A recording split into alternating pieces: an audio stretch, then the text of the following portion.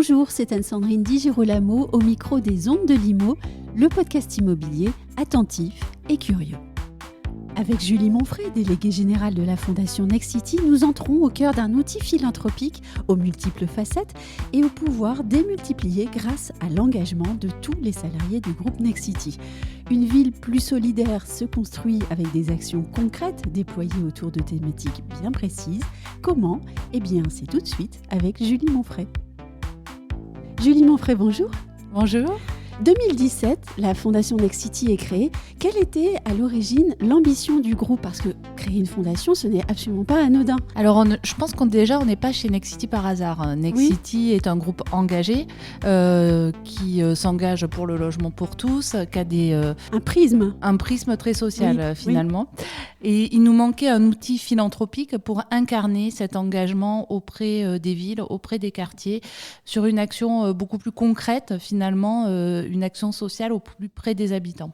Oui, une action sociale concrète, parce que Nexity, c'est du concret déjà. Exactement, mais c'est de l'ordre de l'immobilier. Là, on était vraiment finalement dans une forme de... en toute prétention de politique publique finalement sociale pour accompagner les habitants qui logent justement dans ces quartiers. Et alors justement, en 2022, cette fondation, elle a recentré son action autour de quelle thématique d'abord ? Et puis ensuite, pourquoi recentrer son action en fait ? Alors, ça fait maintenant 6 ans qu'on existe. Oui. On s'est rendu compte en discutant avec les territoires, notamment évidemment les villes, mais aussi les départements, les acteurs sociaux et les acteurs associatifs, que des besoins n'étaient pas couverts par un certain nombre de politiques publiques. Donc, pour être au plus près des besoins de ces territoires, on a décidé de se recentrer sur la lutte contre la grande précarité, en particulier des jeunes et des femmes, puisque là, il y a vraiment un champ de financement qui n'existe pas sur ces deux populations. Ensuite, on est sur l'égalité des chances, les 14-26 ans, plutôt des jeunes issus des quartiers prioritaires de la politique de la ville, de milieux modestes, en orientation subie ou en décrochage, puisque là, on peut le voir aujourd'hui avec les politiques mises en place par le gouvernement, mais il y a un besoin vraiment très très fort sur ce secteur-là.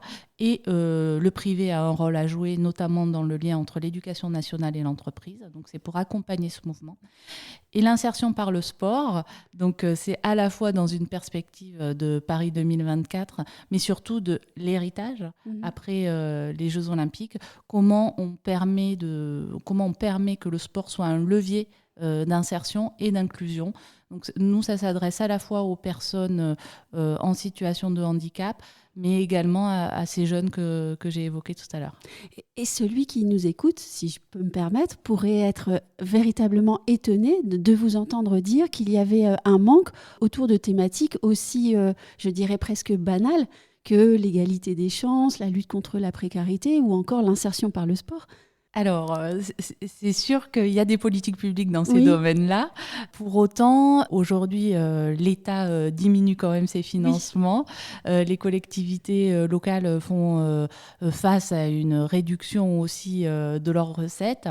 Et les entreprises, de manière générale, ont leur rôle à jouer. Oui. Et c'est attendu d'ailleurs, puisque aujourd'hui existe un mécanisme juridique et financier qui s'appelle le contrat à impact social, qui est un mécanisme qui permet à des acteurs privés de financer des politiques publiques. Sur les documents, on lit aussi que vous réservez votre action, sans que ce soit négatif de le dire, à des personnes âgées entre 14 et 26 ans. Pourquoi est-ce que vous limitez l'action à des jeunes, en fait ? On le limite à des jeunes parce que déjà, dans le cadre d'une fondation, il faut avoir des axes stratégiques. Oui, et ça, c'est important. Voilà, c'est important. Oui. Ça permet aussi de choisir ses projets. Par ailleurs, en fait, l'accent est aujourd'hui mis, on le voit d'ailleurs, l'éducation nationale s'attelle aujourd'hui à réformer, on va dire, le collège. Donc, il y a des investissements qui sont faits, et des investissements majeurs. Et donc, en fait, le lycée est un peu moins touché par l'ensemble de ces réformes, mais vraiment l'idée c'était d'accompagner ces jeunes-là. Et puis pour nous, c'est également en tant qu'entreprise, c'est plus facile aussi de faire le lien entre des jeunes lycéens, des jeunes adultes avec le monde de l'entreprise, puisqu'après on peut les prendre en stage, en alternance, voire en emploi. et donc continuer l'action par d'autres biais encore. Exactement. Et d'ailleurs, ce qu'on engage sur ce domaine-là de l'égalité des chances au sein de la Fondation, et il y a une continuité avec notre direction des ressources humaines qui reprend le flambeau aussi sur la partie intégration dans une entreprise. Alors tout le monde est curieux de vous entendre nous parler concret justement. Quels projets par exemple ont rythmé votre année 2023 ? Il y a des projets, alors sur l'égalité des chances, il y a un projet qu'on aime particulièrement, qu'on a co-construit avec une association qui s'appelle Enactus et qui vise à faire imaginer pendant une semaine entière à 2 classes de bac professionnel la ville du futur. Donc, ils sont accompagnés par une méthodologie expérientielle. Donc, ils vont fabriquer véritablement une maquette qui va représenter un bien ou un service pour la ville de demain. Donc, c'est souvent sur le thème, évidemment, de l'environnement, du handicap, du social. Et donc, c'est vraiment un moment assez extraordinaire avec les jeunes, avec les professeurs aussi qui s'investissent et avec la ville. Donc, la dernière fois, nous l'avons fait avec la ville de Lyon. Ils ont été accueillis à l'hôtel de ville, dans les salons de réception, et c'était vraiment un moment assez extraordinaire. Est-ce qu'ils vous ont étonné, ces jeunes, par quelques idées que vous n'auriez peut-être pas eues ou que nous, adultes, on n'aurait peut-être pas eues ? Alors, on a été très étonnés sur l'égalité femmes-hommes, puisqu'il y a beaucoup de projets qui sont sur cette thématique-là, et notamment sur l'insécurité ou la sécurité dans l'espace public des femmes. Donc, c'est très intéressant de voir qu'ils se saisissent de cette question-là. Et sur le handicap aussi, pas forcément physique, mais beaucoup de choses sur le handicap sensoriel. Donc, c'était assez intéressant. Donc, à nouvelle génération, nouvelle façon de voir le monde aussi. Exactement. C'est notre avenir et je trouve qu'ils le prennent bien en main.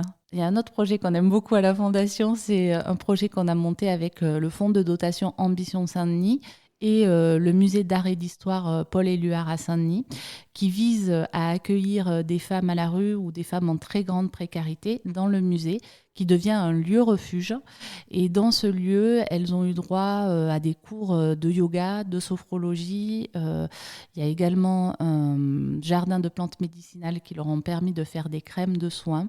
Donc, c'est des moments très forts, très magiques, de se retrouver dans un lieu qui est déjà exceptionnel, un ancien couvent de carmélites, avec des œuvres d'art, de faire ces cours dans cet univers vraiment majestueux et d'avoir un accompagnement social, une écoute et beaucoup de bien-être. J'ai eu la chance en plus de participer à une de ces séances et c'est vrai que je pense que c'est ma plus grande émotion de l'année.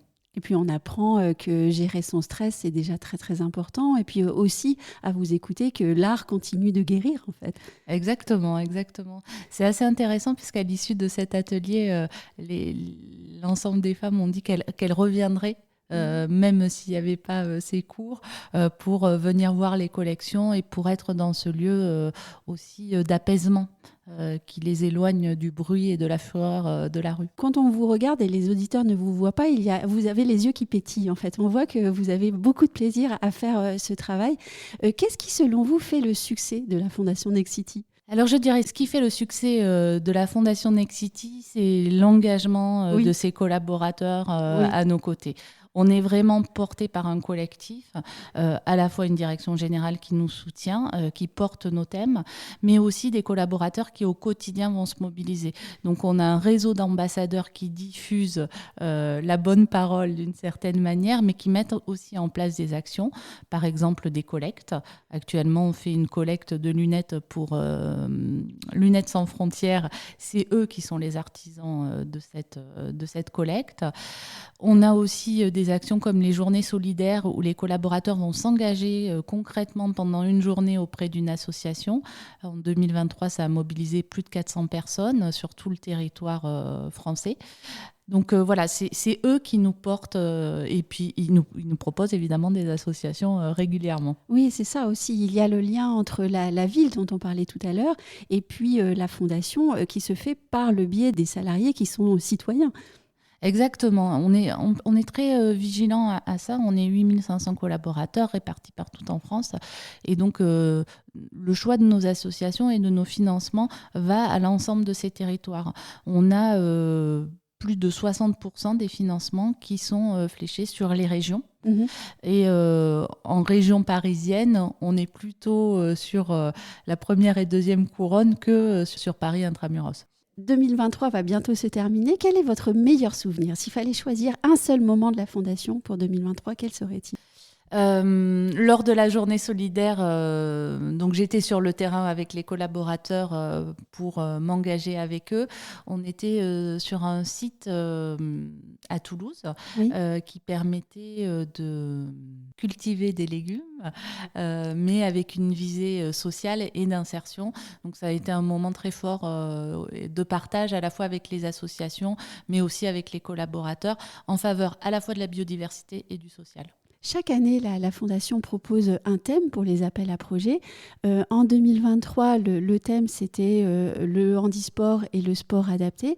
Quel sera le thème proposé pour 2024 ? Alors, on va rester dans cette continuité du sport. Oui. JO oblige. Voilà, oui. Exactement.